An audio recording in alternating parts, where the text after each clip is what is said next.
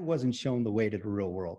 And there should be a class that's taught in college to prepare you for the real world. If money and resources were no object, write down everything you want out of this life. And then by writing things down, you now made them tangible instead of just talk.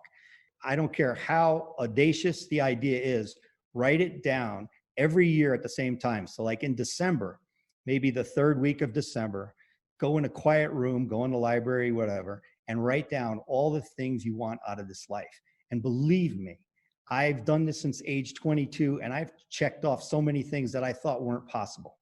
At 22, I wanted to be a general manager of a major market radio station by age 30.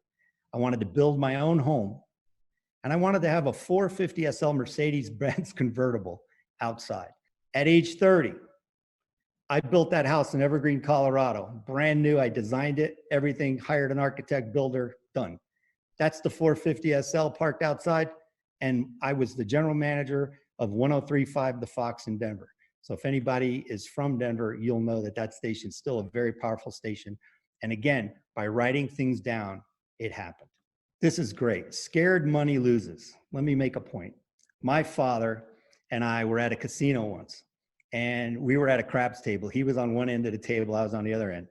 And I was making bets, but I wasn't taking the max odds on the top of the bet. It's a long story, but I'll make the point and then we'll move on.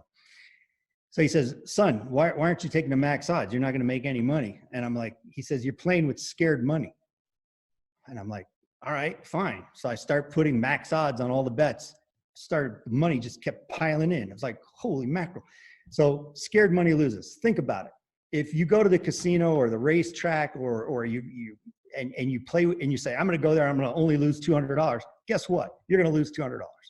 You got to go in with the attitude like, I'm going to win. When you ski, when you're more relaxed, you ski better. When you golf and you have a lighter grip, you hit the ball farther.